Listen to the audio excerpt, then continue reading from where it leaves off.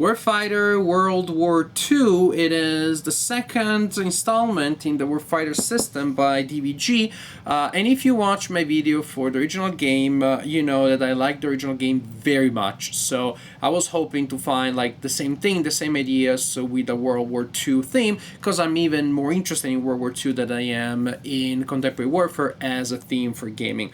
And, well, if you're busy, I know we all are, and you want to get to the core of this review in like 30 seconds, here are my conclusions. Warfighter World War II is as good as the previous game as a game, ludically speaking, but better because it has a World War II theme. At least for me, that's a more attractive theme. Same, but better. Now, if you want to know a bit more, Warfighter, it's a World War II incarnation as well as the original one, is a game of combat at the tactical level, man-to-man combat, and it is a cooperative game which you do not often find in war games. So 1 to 5 players can play, and they can complete different missions, looking for different objectives. There's a huge customization element here. You can create your own soldiers, give them skills, weapons, all sorts of things. And also when you mix and match different locations and objectives and missions, you have a huge variety of elements, huge variety of scenarios that can emerge even from just the basic set. And like in the original Warfighter, this one here also has a lot of expansions with different groups, different situations, so the replay value is huge. Now let me show you how the game works, and if you know the original Warfighter, you will see that the similarities are very strong, and then I'll give you a general assessment, getting more into a detail or two, giving you a little bit of extra detail about my assessment that this is just like Warfighter, but better. This is the board of the game, which is mounted and very large, and it has a horrible glare in the middle of it. I know, I couldn't figure out an angle to avoid that. It looks pretty good and thematic, it contributes to create the atmosphere, but definitely it is also very abstract. This is just mainly used to organize the cards. Here you have the area where you'll place the mission card, where your adventure starts. Somewhere along this line there will be an objective card that you're trying to reach by filling in all of the intermediate steps with other location cards.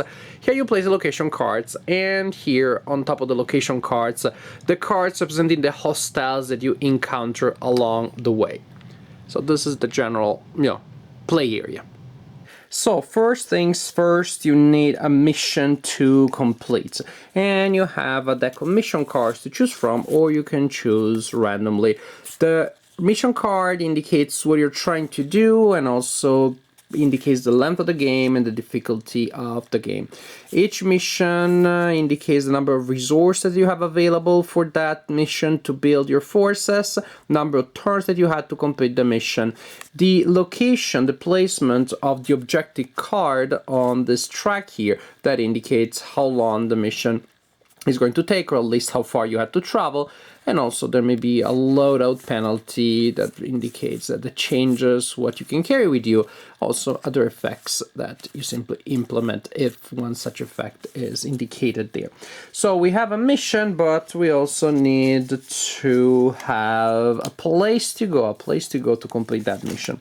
And that place is indicated by an objective card.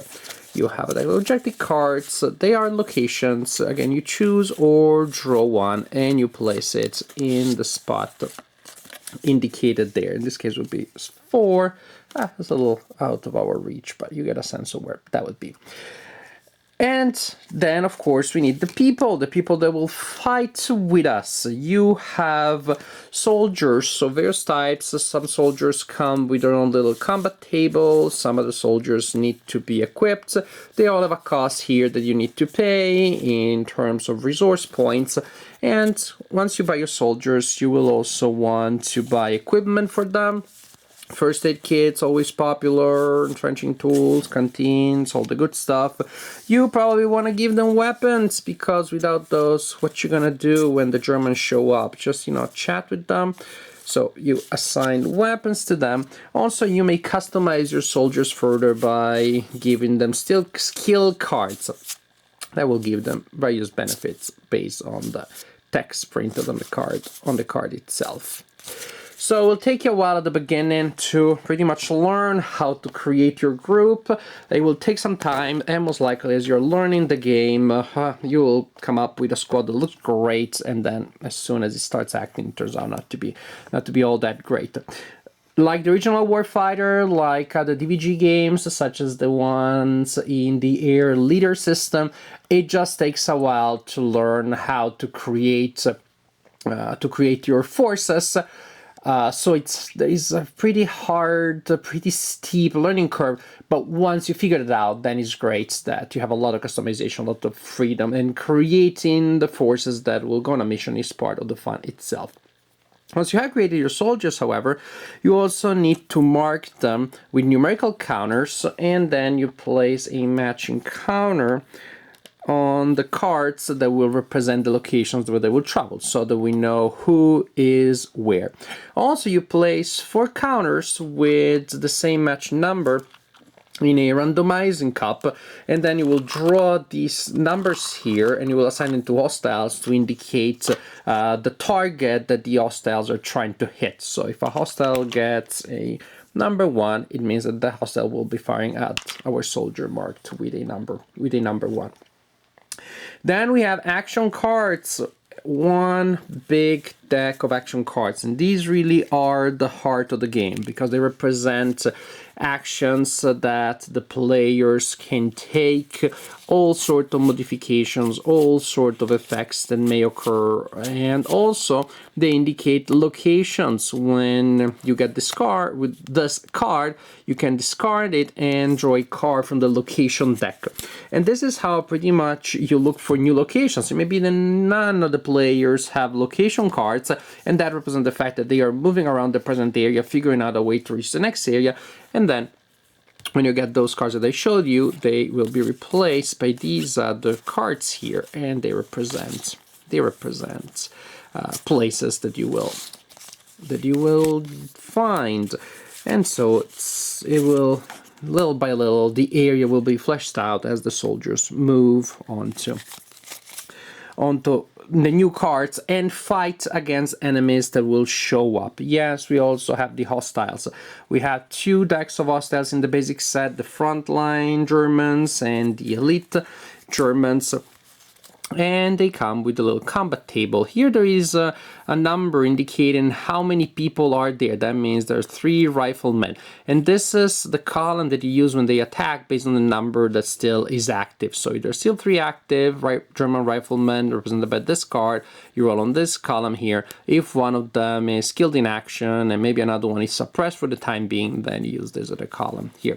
You add the range at which they attack, and of course the effect based on the die roll. When you reveal a new card, you need to draw cards on a new location. When you place a new location card, you draw hostiles from this deck based on the number of resources. Basically, this is the number of hostile points that you need to produce on this deck. So you simply reveal cards until you have the number of hostiles indicated for the number of resources points that you have at the present.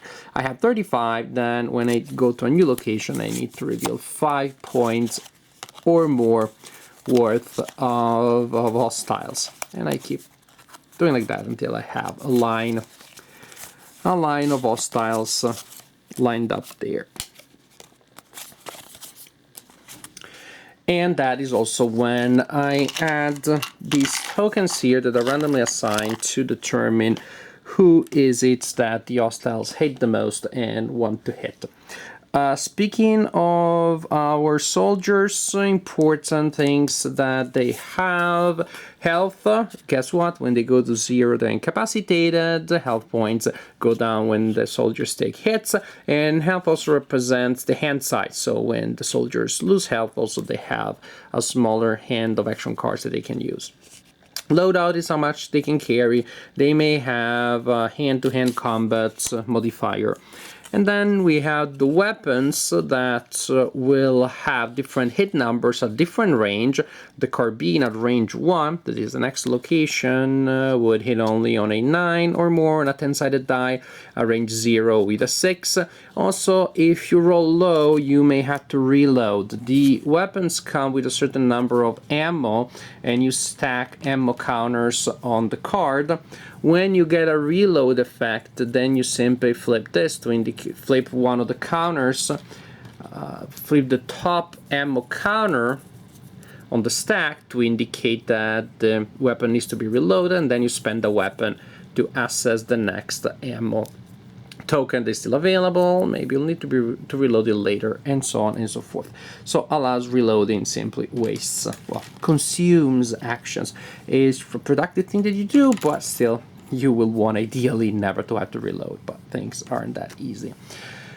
So as you can see, there are a lot of different pieces of information that you need to become familiar with, keywords, stats from simply all the cards, because different cards work in different ways. Now, when it is a soldier's turn, well, when the soldiers activates, they can spend actions. Each soldier has 2 actions. So you flip one of the counters each time you take an action to mark that you did so. And your actions are many. You can choose to attack, but we'll talk about that later. You can play a special action card. Some action cards require the expenditure of actions, some other ones are free. You may reload for an action, and we explained what that is.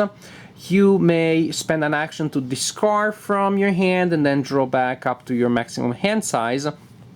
Or you can move, or you can engage in, again, hand-to-hand combat or other type of combat, but mainly hand combat and range combat. Now, the attack sequence, what do you do when you want to attack? That is always very important, of course. Well, you check the weapon that you're using, and that will tell you the range at which it can be used and the hits that you have to, the hit number that you have to exceed. But that's not only that, you also need to beat the cover of the target. And the cover of the target is indicated by this number here. Your soldiers also have a similar value. That's also the cover.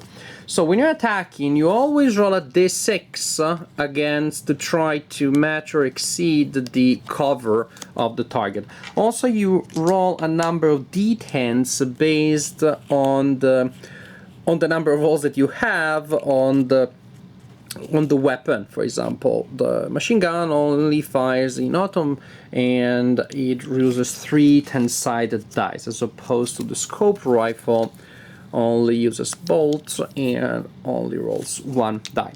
So you will roll 1d6 and a mix of d10s, and you're trying to meet or exceed both the hit number on your own card and the cover number on the card of the enemy you're attacking. So there are several possible results. I may be able to beat the cover, hooray, and the hit number, hooray. I may be able to only get the hit number or only the cover, or fail both. If I fail both, nothing happens. If I beat the cover and don't meet my hit target, or vice versa, that is only one of the two, then an enemy is suppressed. And that's a temporary inconvenience for them, slows them down, but not ideal. If I manage with my dice to exceed or match the hit number and the cover number, then that's a kill that goes on the target, on the card of the enemy that was attacking me, and that reduces their capabilities. Now, there are a lot of other things that you can do simply because the game is very situational, and you have a huge number of effects thanks to these cards that can allow you to perform a lot of actions. You may get support, you may use a card to get mortar support, all sort of things may happen. But at the core, this is the idea. You're spending actions to move from card to card, and also there's an entry cost that you need to spend by discarding cards, and there's a discount that is based on the speed of your soldier. You spend your actions to move, to attack, to reload, to improve your hand of cards and to make sure that you have a lot of cards so that you can use a lot of effects. Once players have completed their actions, then the hostile act. First, you need to check for each location that has a reinforcement number if there will be a reinforcement there. So you draw cards from the hostile deck, you draw a card, and if the card falls within the range or the reinforcement number of the location that you're checking, then that hostile card is added to the number of hostiles that are presently there. Then all the hostiles that are still alive and not suppressed attack, and to attack they simply will fire against the target that you have determined by placing a counter there. They will attack if they are in range, and then you simply roll a die for them for their hits and for their cover. That is, for their hit and for your own cover. They're also trying to beat your cover and their own hit number, and you apply results to you exactly like you do with them. But the difference is that you can get suppressed or wounded. They only get suppressed or killed, and wounds can later be healed using various game effects like first aid kit. So the soldiers will attack if they are in range with their favorite target. If not, then after all the enemies that can attack, the enemies that did not attack move closer to their favorite target. Finally, you get to remove the suppress marker. So basically, the units that had the suppress marker did not act up to that point. And then you advance the mission counter. You only have a certain number of turns to complete your mission as indicated on the mission card itself. You continue like this, turn after turn, performing actions for you in the huge number of actions that you have, performing actions for your hostiles until either the time runs out or everybody's dead. Either way, you lost the game, or you complete the mission before time runs out, and in that case, you win the game. So Warfighter World War II has all of the things that I liked about the original Warfighter. There are a couple of extra things, there are environmental elements that are new, but at the core, the flow, the pace, the challenges are very similar. If anything, I don't know, if you had the original one, if you have all the expansions, do you need this one? Well, of course you do, because World War II is such a cool theme in war games. I think it is the most war game, the theme ever, and maybe there is a reason for that, at least for me. There are a few things that are good outside of World War II that are not even better if you somehow relate them to World War II. And this is precisely what happens here. So mechanically, there are all the things that I liked. I like cooperative gameplay, and I like how really there is a nice synergy here. You can't leave people behind. You can't stretch out too much, because then you would have hostiles popping out everywhere. You really need to make sure that the players work together. There's a nice synergy. Even if you're playing solo, I recommend that you play with a couple of soldiers and you create your little squad and you control various soldiers, just also because you can exploit the synergies and enjoy all of the nuances that playing with a group can give you. And the challenges are many and they're all interesting. Again, if you've never played Warfighter before, or one of the DBG games in which you need to prepare your forces before you start, please give it a try. Please be patient. It can be a daunting thing at the beginning. Just figure out how to do it, and then after a couple of times that you do it poorly, you figure out how to do it well. Then you start playing the game actually. So yes, it's very hard to get into this sort of game. It can be very daunting, but the payoff is huge because the action is so intense. It is so interesting. It's so full of challenges, full of nail-biting moments. One of the biggest dilemmas that I really like is to find the right balance between moving and staying. Moving ahead because the timer is clicking and you only have a certain number of turns to complete your mission. But if you move too fast and you leave enemies behind, well, they don't forget about you. They keep firing, they keep closing in. So you have to figure out ways of moving while also taking care of the soldiers. And if you just sit there and remove all the hostiles, then move, you're not going anywhere. So it will always be about finding the right balance there, and that's a very delicate balance. And yes, you have a lot of randomness because you have the cards and you have a lot of die rolls, but at the end, precisely because of that, randomness somehow reaches a critical mass, so it gets to a point where things even themselves out. Yes, sometimes the hostiles get incredibly lucky, but you roll so many times that sometimes you will get very lucky too. So there's a type of randomness that I like because it does feel like it's an equalizer. And in that sense, you're still trying to maximize your resources. You're trying still making decisions that, although you will send these decisions right into the heart of a tsunami of randomness, somehow the action makes sense. Somehow, good planning and good reacting makes sense. And there is I wouldn't say that much of a long-term planning, because things change so fast. When you have a hand of cards that may be replaced entirely next round and the hostiles come out of nowhere, then it's hard to plan ahead too much. But even in that sense, there is a little bit of that, although tactical decisions definitely are the majority of what you'll be making. And tactical decisions in this game, again, are many, are interesting, are fun, are exciting. The game feels right. I don't know how historically detailed it is. Well, I can tell you, it's not very detailed. I don't know how historically accurate it is, but in general, definitely what has been sacrificed here from the point of view of historical detail and accuracy has been gained as a nice trade-off in terms of the intensity of the action and how exciting the action is. It does feel almost like a movie about World War II rather than simply a game. It's a game about a movie about World War II. It is a game that has a cinematic flow, a cinematic element, and as such, the theme is very strong. Again, it doesn't mean the historical theme, but the adventurous theme. The theme that brings excitement, brings surprises, brings plot twists, all of those elements are there and make the game incredibly fun. Most of these things, I'm aware, is said about the original Warfighter 2, so it bears repeating them. Both games are extremely good, are extremely fun, a lot of action, a lot of variety, a lot of surprises, and interesting decisions. If you only can get one of them, then it really comes down to the theme, I believe. And for most people, at least for me, if I only have to have one, then World War II will have to be the one, simply because it's such a fascinating period in history, and it's such a fascinating thing for wargaming.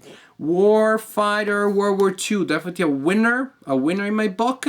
And if you do not have any of the Warfighter sets, I highly recommend that you try one, because even though it's so hard to get started, once you get past that point, the game is not that hard.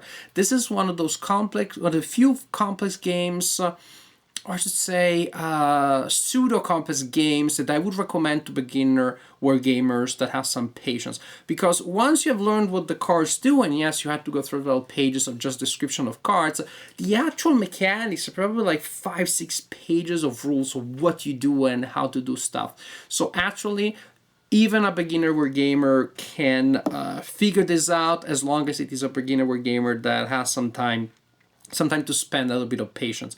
But also, consummated wargamers will find a lot to like in this set. Definitely a great game, and if there was one thing that could have made the original Warfighter better, would have been to have a World War II theme. And now we have that. So, highly recommend that. Warfighter by DVG. The World War II set is as good as the first one, just a little bit better.